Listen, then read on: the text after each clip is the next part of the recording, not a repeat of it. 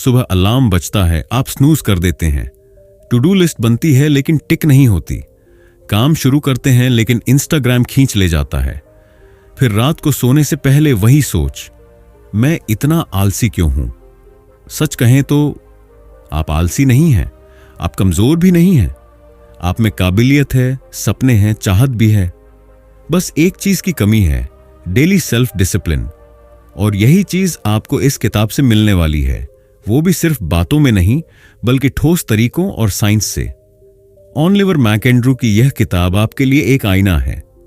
यह किताब आपको सुनाती नहीं, आपको जगाती है। ये आपको दोष नहीं देती बल्कि जवाब ढूंढने में मदद करती है। सबसे पहले एक बात समझनी जरूरी है, सेल्फ डिसिप्लिन कोई टैलेंट नहीं है, यह एक स्किल है और इस स्किल सीखी जा सकती है। मैकेंड्रू इस किताब की शुरुआत एक बहुत ही जरूरी सच से करते हैं। आप अपनी जिंदगी के हर फैसले को अगर सिर्फ मूड पर छोड़ देंगे तो आप कभी उस इंसान में नहीं बदल पाएंगे जो आप बन सकते हैं। इस किताब में आपको ऐसे जवाब मिलेंगे जो आप सालों से ढूंढते आ रहे हैं कि मैं शुरू तो करता हूं पर टिकता क्यों नहीं। मुझे पता है मुझे क्या करना है, फिर मैं करता क्यों नहीं। 3 मजबूत पिलर जिस पर यह किताब टिकी है। 1, अवेयरनेस, खुद को समझना। मैकेंड्रू कहते हैं कि डिसिप्लिन तब तक आ ही नहीं सकती जब तक आप ये नहीं समझते कि आप अपने ही रास्ते में कैसे रुकावट बन रहे हैं। क्या आपको काम टालने की आदत है? क्या आप हर बार जल्दी थक जाते हैं? क्या आप मुश्किल कामों से खुद को भागता हुआ पाते हैं? किताब आपको सिखाती है कि अपने पैटर्न्स को पहचानना ही पहला बड़ा कदम है। 2, कंट्रोल, हालात के आगे झुकना नहीं। जब आप थकते हैं, जब आपका मूड खराब होता है, जब डिस्ट्रैक्शंस आपको खींचते हैं, तब आप क्या करते हैं? मैकेंड्रू आपको ऐसे सिस्टम सिखाते हैं जो आपके विल पावर पर निर्भर नहीं करते।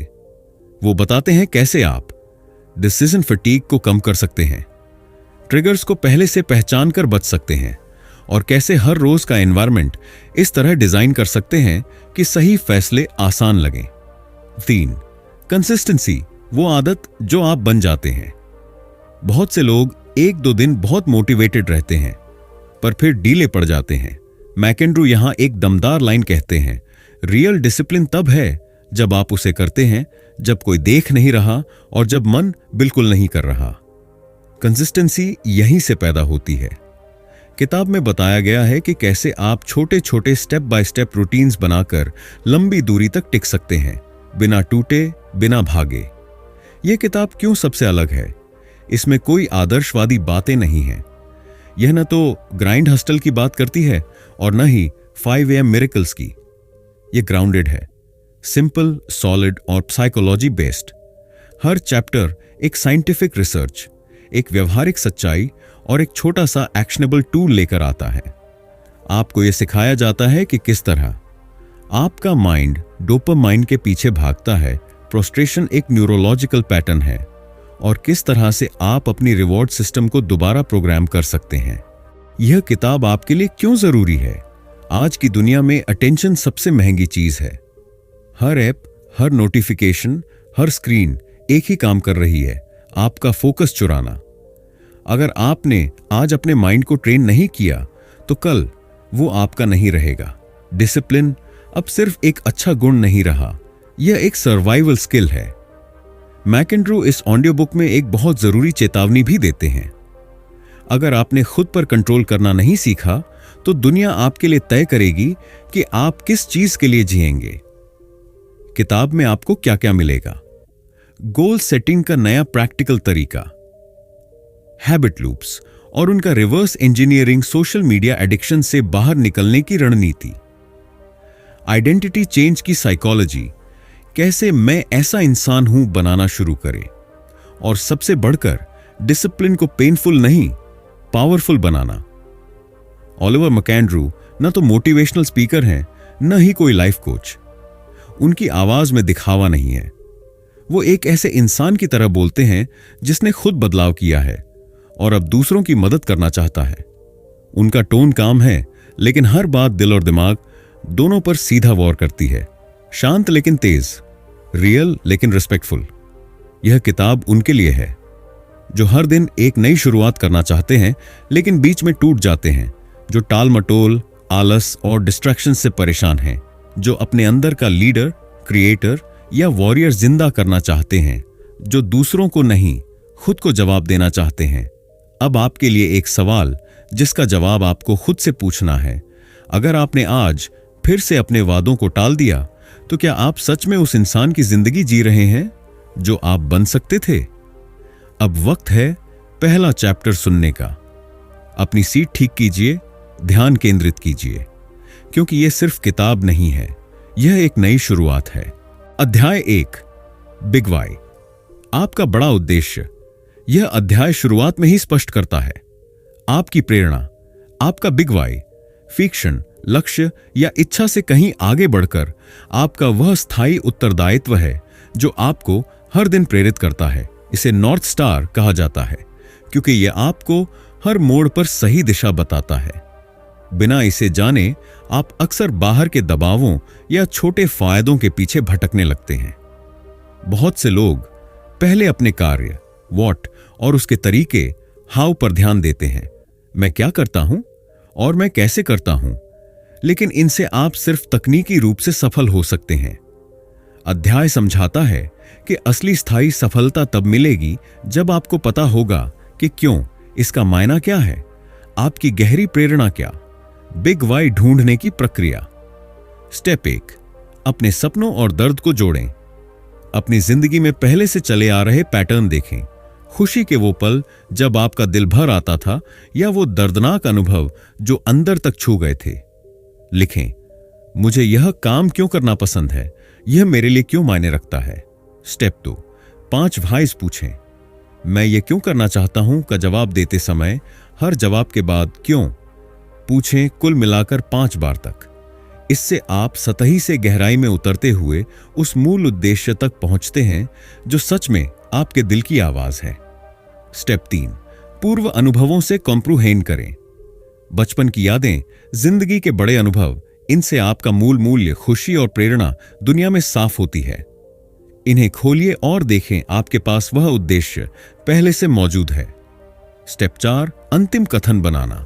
सब मिलाकर एक स्पष्ट, संक्षिप्त बिग वाई स्टेटमेंट बनाएं, जैसे मैं दूसरों में आत्मविश्वास जगाकर उन्हें मजबूत बनाना चाहता हूं, या मैं ऐसी कला बनाना चाहता हूं जो दर्द से निकलकर लोगों को आशा दे। बिग वाई को अपनी दिनचर्या में जोड़ना। जब आपका बिग वाई स्पष्ट हो जाता है तो नियमित समीक्षा करें। हर सप्ताह, महीने उसे पढ़ें। क्या आप उस दिशा में बढ़ रहे हैं? जो निर्णय हो रहे हैं उन्हें उस आवश्यकता से जोड़ दें। क्या यह निर्णय आपके बड़े उद्देश्य में मददगार है? चुनौतियों में लचीलापन बढ़ाएं। जब आगे मुश्किलें आएं तो बिग वाई आपके धैर्य और प्रेरणा को वापस जगा देगा। परीक्षण और पुनर्व्यवस्था। जीवन स्थिर नहीं होता, समय के साथ आपके उद्देश्य और जोखिम बदलते हैं, इसलिए इसे हर कुछ महीनों में पुनः समीक्षा करें। क्या यह अब भी आपको खींचता है? क्या आपको अभी भी यही उद्देश्य अंदर से रंग देता है?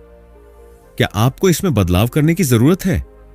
आपका बिग वाई केवल एक वाक्य नहीं, बल्कि आपका जीवन दर्शन है।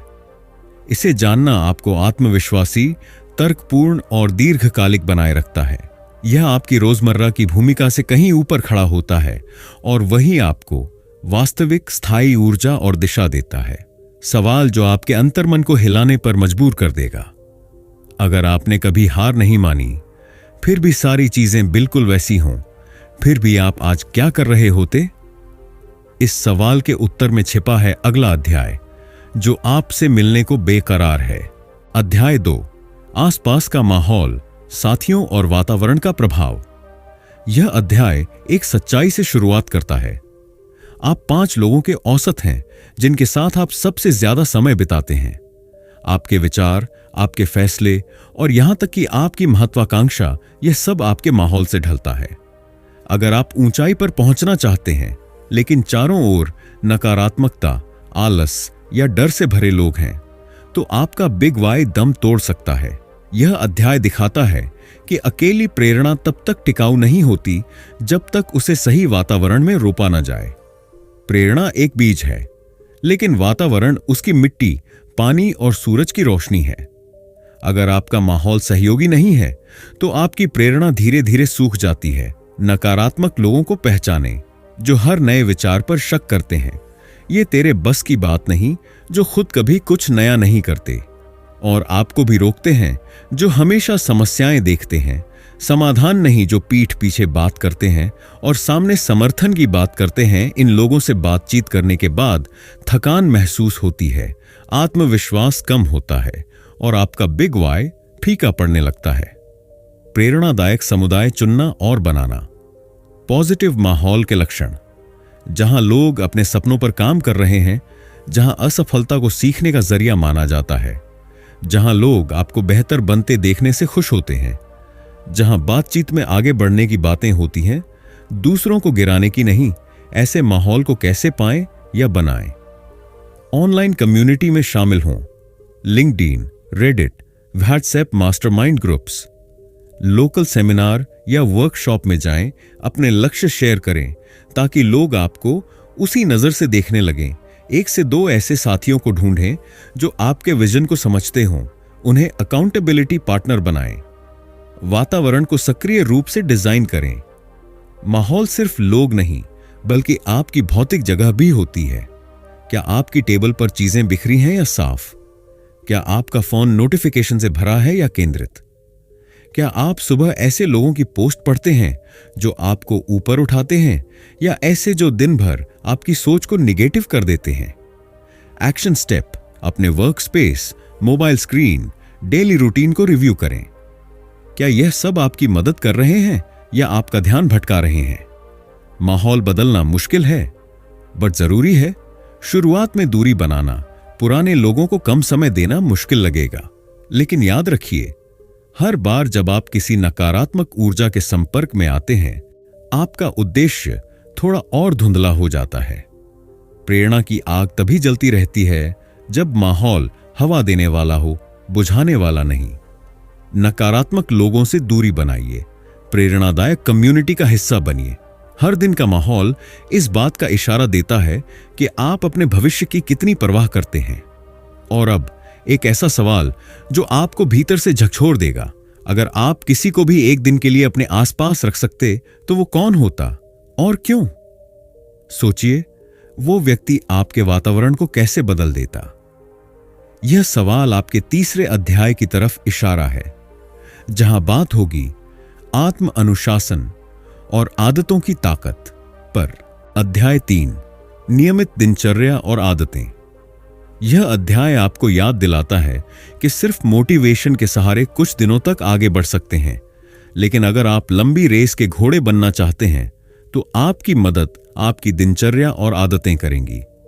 आदतें वो इंजन हैं जो बिना ज्यादा सोच के हर दिन आपको सही दिशा में धकेलती हैं। आदतें कैसे बनती हैं? Cue, routine reward model. Charles Duhigg की किताब द पावर ऑफ हैबिट में बताया गया यह मॉडल आदतों को समझने का आसान तरीका है। क्यू, कोई ट्रिगर जो आदत की प्रक्रिया शुरू करता है, जैसे सुबह उठते ही अलार्म बजना। रूटीन, वो व्यवहार जो आप दोहराते हैं, जैसे बिना सोचे मोबाइल उठाकर सोशल मीडिया स्क्रॉल करना। रिवॉर्ड, आदत पूरी होने पर मिलने वाला फील गुड या सुकून, जैसे 5 मिनट के लिए दुनिया से कटकर डोपामाइन का झोंका। इसी साइकिल को पहचान कर आप अच्छी आदतें बना सकते हैं और बुरी आदतें तोड़ सकते हैं। बहुत लोग आदतों की शुरुआत करते हैं ऐसे, जैसे कल ही जीवन बदलना है। सुबह 5 बजे उठूंगा, 1 घंटा योगा, 1 घंटा किताब पढ़ना, 30 मिनट जॉगिंग, और 3 दिन बाद सब छोड़ देते हैं। मस्तिष्क की सीमा समझें। ब्रेन बार बार बदलाव पसंद नहीं करता, वह पैटर्न और कम मेहनत वाले काम पसंद करता है। इसलिए बदलाव छोटा लेकिन लगातार होना चाहिए। 2 मिनट की आदत नियम। किसी भी आदत को इतना आसान बना दीजिए कि बहाने की गुंजाइश ही ना हो। उदाहरण, 20 मिनट पढ़ने के बजाय 2 मिनट किताब खोलना। छोटी शुरुआत से ब्रेन में न्यूरल कनेक्शन बनने लगते हैं और आदत अपने आप मजबूत होने लगती है। हार्ट विंस की शक्ति। हार्ट विंस यानी दिन के छोटे छोटे जीत के पल जो आपको आंतरिक आत्मसम्मान देते हैं। उदाहरण, आपने तय किया कि हर सुबह 10 मिनट वॉक करेंगे। आपने किया हक हार्ट विन। आपने चाय के साथ सोशल मीडिया नहीं खोला, हार्टविन। हर छोटी जीत का सेलिब्रेशन आपके ब्रेन में डोपामीन छोड़ता है और यही ब्रेन को कहता है फिर से करो। इस तरह आदतें मजबूत बनती हैं। आदत ट्रैकर, दृश्य प्रगति। जब आप अपनी आदतों को ट्रैक करते हैं, जैसे कैलेंडर पर हर दिन एक्स मार्क करना, तो मस्तिष्क को स्पष्ट दिखाई देता है कि आप आगे बढ़ रहे हैं। क्या ट्रैक करें? कितनी बार आदत निभाई, लगातार कितने दिन निभाए, किन कारणों से टूटी और क्या सीखा। ट्रैकिंग नट्स, जवाबदेही, आत्म प्रगति।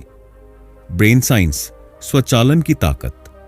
जब आप कोई आदत बार बार दोहराते हैं तो वह बासल गैंग्लिया नाम के ब्रेन हिस्से में सेव हो जाती है। इसके बाद वो काम बिना सोच के अपने आप होता है, जैसे गाड़ी चलाते समय ब्रेक दबाना। इसका मतलब यह है कि शुरुआत में भले ही मुश्किल लगे, लेकिन एक बार आदत बनी तो वो आपके लिए एक सुपर पावर बन सकती है। आदतें प्रेरणा से ज्यादा शक्तिशाली होती हैं। क्यों रूटीन रिवॉर्ड को समझकर किसी भी आदत को कंट्रोल किया जा सकता है। छोटी शुरुआत, ट्रैकिंग और हार्ट विंस आदतों को स्थायी बनाते हैं। आदतें धीरे धीरे आपके ब्रेन को दोबारा प्रोग्राम कर देती हैं। अब एक ऐसा सवाल जो आपके अंदर की प्रणाली को खोलकर रख देगा। अगर आप सिर्फ एक आदत चुन सकते जो आपकी जिंदगी 10 गुना बेहतर कर दे, तो वो क्या होती? इसका जवाब आपको अगले अध्याय तक ले जाएगा, जहां बात होगी फोकस और डिजिटल डिटॉक्स की ताकत पर। अध्याय 4, लक्ष्य निर्धारण, स्मार्ट तरीके। हर कोई सपना देखता है, लेकिन बहुत कम लोग उसे साकार करते हैं। क्यों? क्योंकि सपना सिर्फ एक इच्छा होती है जब तक आप उसे स्पष्ट, मापनीय और क्रियाशील नहीं बनाते। यही काम करता है स्मार्ट तरीका, जो हर उद्देश्य को एक प्लान में बदल देता है। स्मार्ट क्या है? लक्ष्य तय करने का वैज्ञानिक ढांचा। एस स्पेसिफिक, लक्ष्य साफ साफ होना चाहिए, धुंधला नहीं। उदाहरण, मैं फिट होना चाहता हूं की बजाय मैं 3 महीने में 5 किलो वजन कम करना चाहता हूं। एम मेजरेबल, आप कैसे जानेंगे कि आप आगे बढ़ रहे हैं? उदाहरण, हर हफ्ते 1 किलो वजन ट्रैक करूंगा। ए अचीवेबल, लक्ष्य ऐसा हो जो आपकी क्षमता और संसाधनों के अंदर हो, लेकिन थोड़ा चुनौतीपूर्ण भी। उदाहरण, हर दिन 1 घंटा वर्कआउट। अगर आपने कभी जिम नहीं किया तो शायद अव्यवहारिक हो। आर रेलेवेंट, क्या यह लक्ष्य आपके बिग वाई से जुड़ा है? अगर आपका वाई है सेहतमंद रहकर परिवार का ध्यान रखना, तो फिटनेस एक प्रासंगिक लक्ष्य है। टी टाइम बाउंड, लक्ष्य की डेडलाइन जरूरी है। उदाहरण, 3 महीने में 5 किलो। बिना समय तय किए लक्ष्य अक्सर टलते रहते हैं। बड़ा लक्ष्य दिखने में भारी लगता है, इसे छोटे छोटे टुकड़ों में तोड़ें ताकि हर दिन आप एक ईंट रख सकें। कैसे करें ब्रेकडाउन? उदाहरण, 3 महीने में किताब लिखना, सप्ताह 1। थीम और अध्याय योजना सप्ताह 2-4। पहला ड्राफ्ट लिखना सप्ताह 5-6। दूसरा ड्राफ्ट लिखना सप्ताह 7-8। तीसरा ड्राफ्ट लिखना सप्ताह 9-10। अंतिम ड्राफ्ट लिखना 5 से 6। रिव्यू और ऐसे ही आगे। हर सप्ताह के कार्य को फिर दिन प्रतिदिन की गतिविधियों में बांटें। जैसे सोमवार सुबह 8 से 9 बजे 500 शब्द लिखना। इससे लक्ष्य भारी नहीं लगता। हर दिन की जीत आपको आगे ले जाती है। लक्ष्य को दिनचर्या में सेट करें। लक्ष्य सिर्फ लिस्ट में नहीं, आपकी रूटीन में होना चाहिए, तभी वो हकीकत में बदलेगा। कैसे करें? अपने स्मार्ट लक्ष्य के हिसाब से डेली टू डू प्लान करें। सुबह या रात को 5 मिनट में अगले दिन का टास्क सेट करें। दिन के मुख्य समय को गोल टाइम माने, नो एक्सक्यूज जोन ट्रैकिंग और पुनरावलोकन। हर सप्ताह 10 मिनट रुकिए और पूछिए, मैंने क्या पूरा किया? क्या मैं ट्रैक पर हूं? क्या कुछ रीसेट करने की जरूरत है? यह छोटी रिव्यू आदत आपके लक्ष्य को जिंदा रखती है और सुधार के मौके भी देती है। स्मार्ट लक्ष्य और बिग वाई का गठबंधन। जब आप स्मार्ट लक्ष्यों को अपने बड़े उद्देश्य से जोड़ते हैं, तो वे सिर्फ कार्य नहीं रहते, वे मिशन बन जाते हैं। स्मार्ट प्रणाली इसे क्रियात्मक बनाती है और आपका बिग वाई इसमें आत्मा भरता है। स्मार्ट तरीका लक्ष्य को सपने से योजना में बदल देता है। छोटे कार्यों में ब्रेक करना मानसिक बोझ घटाता है। लक्ष्य रूटीन में शामिल करके आप बिना भटके आगे बढ़ते हैं। ट्रैकिंग और पुनरावलोकन आपको खुद से जुड़े रखते हैं। अब एक ऐसा सवाल जो आपको रुककर खुद से टकराने को मजबूर कर देगा।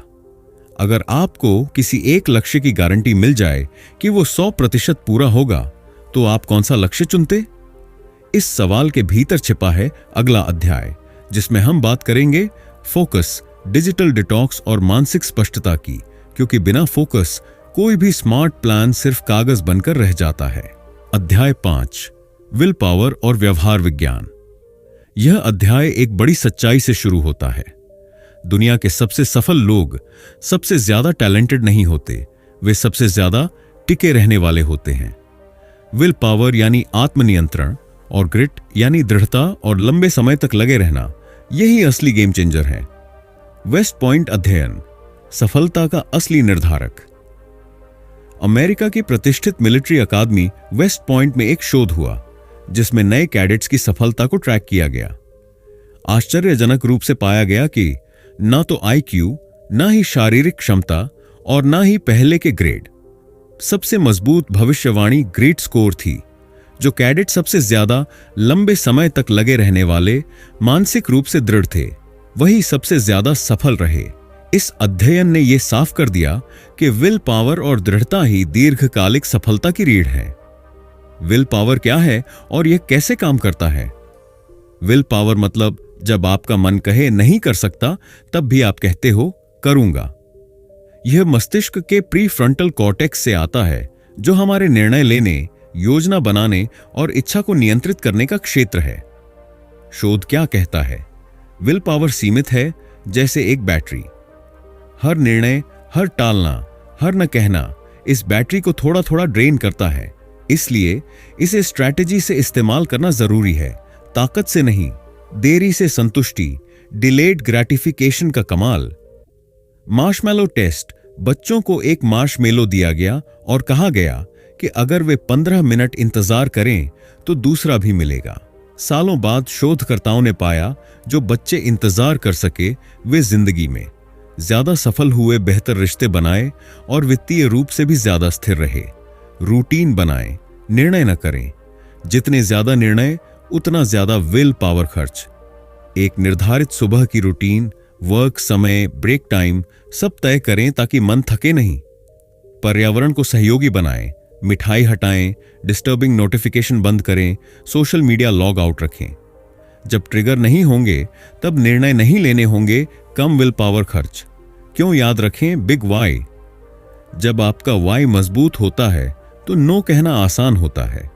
याद रखें, हर बार जब आप किसी इच्छा को टालते हैं तो आप अपनी अगली जीत के लिए स्पेस बना रहे होते हैं। छोटी छोटी जीतें। हर बार जब आप कहें आज मैं 10 मिनट पढ़ूंगा और आप करते हैं, तो ब्रेन कहता है मैं कर सकता हूं। व्यवहार विज्ञान का फॉर्मूला, इंप्लीमेंटेशन इंटेंशन। अगर इकंडुइट जेबर होता है तो मैं यक्षलागुन करूंगा। उदाहरण, अगर रात 9 बजे तक काम खत्म होता है तो मैं तुरंत वॉक पर जाऊंगा। Temptation bundling. मनपसंद काम को जरूरी काम से जोड़ें। जैसे मैं पॉडकास्ट तभी सुनूंगा जब मैं एक्सरसाइज कर रहा हूं। यह आपके व्यवहार को आपकी मर्जी से प्रोग्राम करने का तरीका है। अब एक ऐसा सवाल जो आपके अंदर की आग को जगा सकता है। अगर आपकी आज की एक छोटी त्याग से आपकी 1 साल बाद की जिंदगी 10 गुना बेहतर हो जाए, तो आप कौन सा त्याग आज से शुरू करेंगे?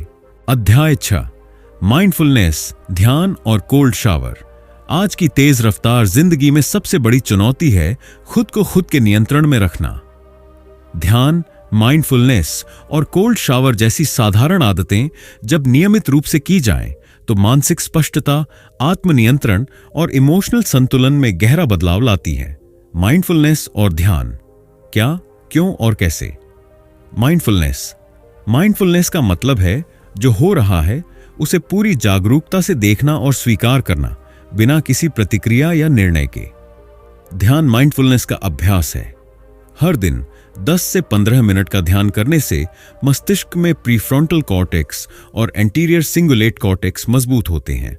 यही हिस्सा आपके फोकस, इमोशनल कंट्रोल और निर्णय लेने की क्षमता को नियंत्रित करते हैं। ध्यान के वैज्ञानिक लाभ। शोध के अनुसार रोजाना ध्यान करने से स्ट्रेस हार्मोन कॉर्टिसोल में भारी गिरावट आती है। अमिग्डाला, जो डर और गुस्से की प्रतिक्रिया देता है, छोटा और शांत होता है। माइंड की क्लैरिटी, मेमोरी रिटेंशन और प्रॉब्लम सॉल्विंग पावर बेहतर होती है। ध्यान मानसिक जिम है। जिस तरह आप शरीर को फिट रखने के लिए एक्सरसाइज करते हैं, उसी तरह दिमाग को स्थिर और शक्तिशाली बनाने के लिए ध्यान जरूरी है। कोल्ड शावर, शरीर से दिमाग तक का झटका जो फायदेमंद है। कोल्ड शावर के लाभ। डोपामिन बूस्ट, रिसर्च बताता है कि कोल्ड शावर लेने से डोपामिन स्तर 250% तक बढ़ सकता है, जो आपको ऊर्जावान, आशावादी और एक्टिव बनाता है। इम्यून सिस्टम बेहतर होता है, शरीर वायरस और संक्रमण से लड़ने में सक्षम होता है।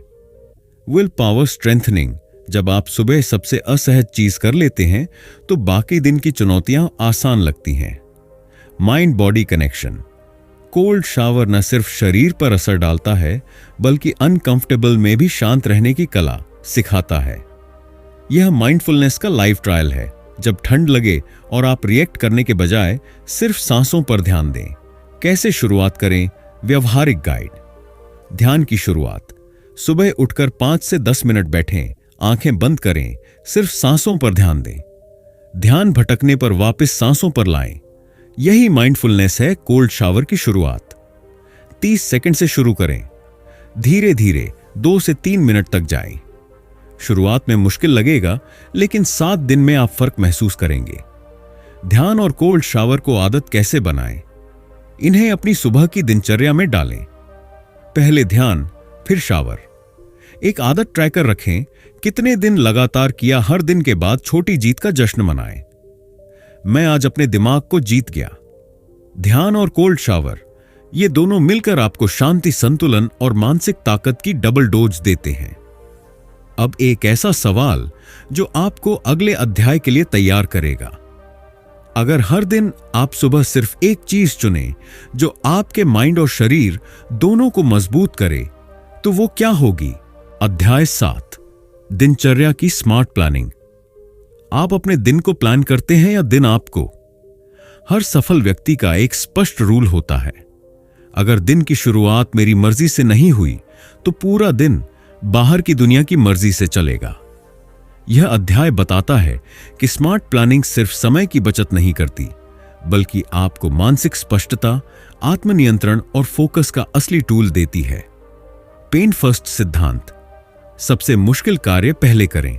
ब्रायन ट्रेसी की प्रसिद्ध पुस्तक ईट दैट फ्रॉग पर आधारित यह रणनीति कहती है, हर दिन सबसे पहले वह कार्य करो जिसे आप टालना चाहते हो, वही सबसे जरूरी होता है। क्यों काम करता है यह सिद्धांत?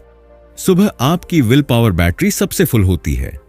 सबसे मुश्किल कार्य करने के बाद दिमाग हल्का और आत्मविश्वास से भर जाता है। डिसीजन फटीग से बचा जाता है, क्योंकि सबसे पहले सबसे बड़ा फैसला ले लिया गया।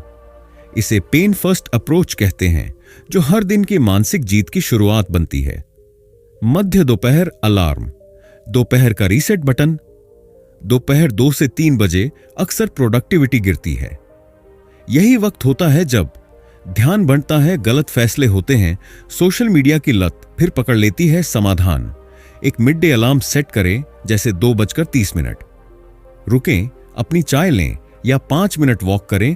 3 सवाल पूछें, अब तक क्या किया, अभी क्या बाकी है, अगला फोकस क्या है। इससे दिन के दूसरे हिस्से को मॉडर्न मोमेंटम मिलती है।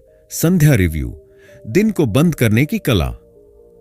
जैसे सुबह शुरुआत तय करती है, वैसे शाम फिनिशिंग तय करती है। संध्या रिव्यू में करें, आज का टॉप 1 से 3 अचीवमेंट्स नोट करें। क्या नहीं हुआ और क्यों नहीं, कैसा महसूस हुआ, थकान या जीत। कल के लिए 3 प्रमुख टास्क पहले से तय करें।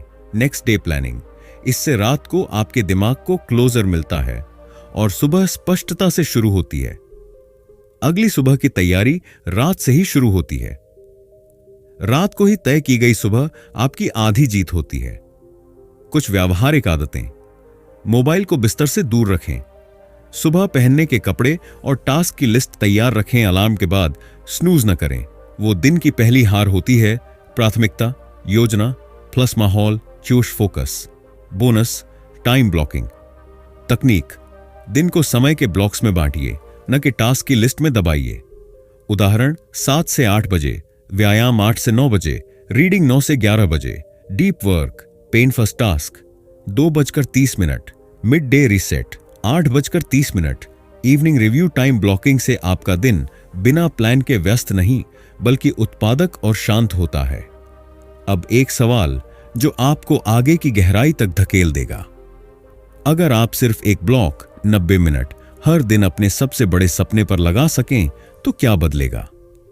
यह सवाल आपको अगले अध्याय की ओर ले जाता है, जहां हम जानेंगे डिजिटल डिटॉक्स और फोकस की वापसी के तरीके, शोर से मुक्ति और स्पष्टता की ओर एक मजबूत कदम। अध्याय 8, रिव्यू, अनुकूलन और सुधार। किसी भी योजना, आदत या लक्ष्य की असली शक्ति तब बढ़ती है जब आप उसे नियमित अंतराल पर रिव्यू करें, परिणामों के आधार पर ऑप्टिमाइज करें और जहां जरूरत हो वहां एडजस्ट करें। जिन्हें लगती है फेल, उन्हें लगती है खत्म, लेकिन जो सीखते हैं उनके लिए फेल क्षण फीडबैक। 30, 60, 90 दिन की समीक्षा क्यों जरूरी है? कई लोग शुरुआत में बहुत मोटिवेटेड रहते हैं लेकिन धीरे धीरे पटरी से उतर जाते हैं क्योंकि वे कभी रुककर नहीं देखते कि मैं जा किधर रहा हूं। रिव्यू सिस्टम 30 दिन, क्या मैं ट्रैक पर हूं? क्या शुरुआती उत्साह बना है? 60 दिन, क्या आदतें स्थिर हो रही हैं?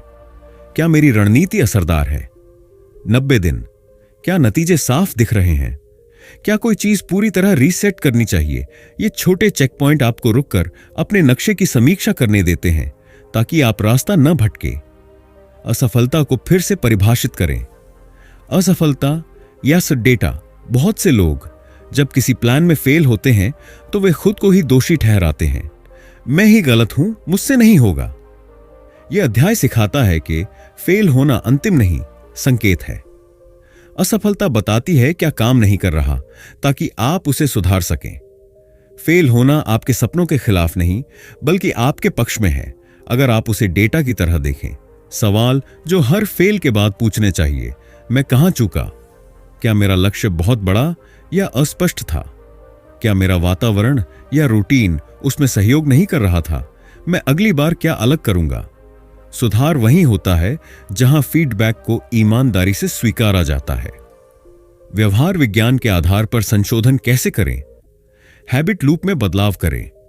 क्यू, रूटीन, रिवॉर्ड का विश्लेषण करें। अगर कोई आदत टूट रही है तो ट्रिगर या रिवॉर्ड को सुधारें। एनवायरनमेंट एडिटिंग, अगर मोबाइल बार बार ध्यान भटका रहा है, नोटिफिकेशन बंद करें, स्क्रीन टाइम लिमिट करें। इंप्लीमेंटेशन इंटेंशन अपडेट करें। अगर मैं सुबह 6 बजे नहीं उठा तो 7 बजे उठकर कम से कम 10 मिनट योग करूंगा। यह व्यवहार में लचीलापन लाता है। बिना हार माने रास्ता बदलो। Revise fast, not perfect. सिद्धांत, बहुत से लोग फेल होने के बाद सब छोड़ देते हैं। यह अध्याय आपको सिखाता है कि सुधार में परफेक्शन की जरूरत नहीं, स्पीड की जरूरत है। जो जितनी जल्दी क्या बदलना है समझता है, उतनी ही जल्दी पटरी पर लौटता है। समीक्षा को आदत बनाइए, इवेंट नहीं। हर रविवार सिर्फ 20 मिनट निकालिए। क्या सीखा इस हफ्ते? कहां फोकस बंटा? अगले हफ्ते क्या दोहराना है, क्या बदलना है? इससे आपकी प्रगति लगातार सुधरती रहेगी, रुकती नहीं। अब एक ऐसा सवाल जो आपको खुद के फैसलों पर फिर से सोचने पर मजबूर करेगा। अगर पिछले 90 दिन आपकी जिंदगी की दिशा तय कर रहे होते तो आपने अब तक क्या बदल दिया होता? इस सवाल का जवाब आपको अगले अध्याय तक ले चलेगा, जहां हम जानेंगे कनेक्शन, कम्युनिटी और सहयोग की असली ताकत को, क्योंकि अकेले सुधार शुरू होता है लेकिन मिलकर वह स्थायी बनता है। अध्याय 9, आउटरो और प्रैक्टिकल टास्क। आपने अब तक क्या सीखा है? आपने इस किताब के साथ खुद को गहराई से देखा है। आपने अपने बिग वाई को समझा, उसे लक्ष्य में बदला, दिनचर्या को ताकत दी, माइंडफुलनेस से मानसिक स्पष्टता पाई, आदतों से अनुशासन सीखा और समीक्षा से अपने रास्ते को चुस्त रखा। हर अध्याय एक औजार था, पर असली निर्माण तब होगा जब आप इन औजारों का उपयोग करें। इस पुस्तक ने आपको तैयार किया है। अब बारी आपकी है 30 दिन की जीवन परिवर्तन दिनचर्या। अब मैं आपको एक 30 दिन का चैलेंज दे रहा हूं। यह सिर्फ एक रूटीन नहीं, एक जीवन परीक्षण है। इसका मकसद है आपके भीतर वह वर्जन निकालना जो अब तक दबा था। दैनिक दिनचर्या, सुबह का पेन फर्स्ट टास्क, उठते ही एक कठिन काम करें, लेखन, एक्सरसाइज, पढ़ाई। 10 मिनट ध्यान, माइंडफुलनेस, कोल्ड शावर 1 से 3 मिनट। स्मार्ट लक्ष्य पर काम करने का 90 minute block. Mid day reset alarm 2:30 शाम को चाय प्लस समीक्षा, रात को संध्या रिव्यू। अगली सुबह की योजना हर रविवार। 1 हफ्ते की समीक्षा, क्या सीखा, क्या बदला, क्या ट्रैक करें। हर दिन या लगाएं एक जर्नल में 1 लाइन लिखें, आज मेरी सबसे बड़ी जीत क्या रही। हर 10 दिन बाद खुद से पूछें, क्या मैं खुद को थोड़ा और साफ देख पा रहा हूं। 30 दिन बाद आप सिर्फ नए नहीं लगेंगे, आप नई दिशा में जा रहे होंगे। बदलाव बाहर नहीं, भीतर से शुरू होता है। तुम वही नहीं हो जो अभी हो, तुम वो हो जो तुम बनने की हिम्मत रखते हो। इस किताब ने कोई जादू नहीं किया, यह सिर्फ आईना था। असली जादू आप करेंगे जब आप उठेंगे, रुकेंगे नहीं और अपनी दिशा खुद तय करेंगे। अगर आपने एक भी आदत रोज निभाई, आप बाकी 95% से आगे निकल चुके हैं। अगर आपने अपने वाई को कभी नहीं छोड़ा, आप खुद की सबसे बड़ी ताकत बन चुके हैं। अगर आपने एक बार असफलता को सुधार का मौका माना, आप हार से ऊपर उठना सीख चुके हैं। आगे बढ़ने के लिए सुझाव: 1. अकाउंटेबिलिटी बड़ी बनाएं। किसी ऐसे व्यक्ति को ढूंढें जो आपके जैसे बदलाव की यात्रा पर है। मिलकर 30 दिन का चैलेंज करें, एक दूसरे को रोके नहीं, खींचें। 2. महीने में एक बार डिजिटल डिटॉक्स डे रखें। फोन बंद करें, सोशल मीडिया से अलग हो जाए। एक दिन सिर्फ अपने मन, शरीर और उद्देश्य के साथ बिताएं। 3. विजन बोर्ड बनाएं। अपने लक्ष्य, प्रेरक शब्द, बिग वाई और रोल मॉडल्स की तस्वीरें एक जगह चिपकाएं ताकि आप रोज देख सकें, मैं क्यों कर रहा हूं। 4. रीरीड एवरी 90 डेज। हर 3 महीने बाद इस किताब का सारांश दोबारा पढ़ें, क्योंकि आपकी यात्रा नए पड़ाव लाएगी और पुराने पाठ नए अर्थ देंगे। 5. दूसरों को सिखाएं। जो सीखा है उसे सिखाइए। ज्ञान तब तक अधूरा है जब तक वो बांटा ना जाए। जब आप दूसरों को सिखाते हैं, खुद और भी गहराई से समझते हैं। अंत में एक आखिरी सवाल आपकी यात्रा की शुरुआत के लिए: अगर अगले 30 दिन आपकी अगली 3 साल की दिशा तय कर सकते हैं, तो क्या आप आज से शुरुआत करेंगे? तो दोस्तों, ओलिवर मैकेंड्रू बताते हैं कि आत्म अनुशासन कोई जादू नहीं, बल्कि रोजमर्रा की एक आदत है। अगर आप अपनी इच्छाओं को कंट्रोल करना सीख जाते हैं, तो आप किसी भी लक्ष्य को पा सकते हैं। अंत में बस एक बात याद रखें, डिसिप्लिन से बड़ा कोई टैलेंट नहीं होता। छोटे छोटे काम रोज, यही आपकी लाइफ बदल देंगे। सोचिए, क्या मैं अपनी आदतों का मालिक हूं या गुलाम? आज से 30 दिन का चैलेंज लें। हर सुबह उठकर बस एक सवाल: आज मैं खुद को बेहतर कैसे बनाऊंगा? कमेंट में मैं तैयार हूं लिखिए और सफर शुरू करें। वीडियो पसंद आया हो तो लाइक, शेयर और सब्सक्राइब करें।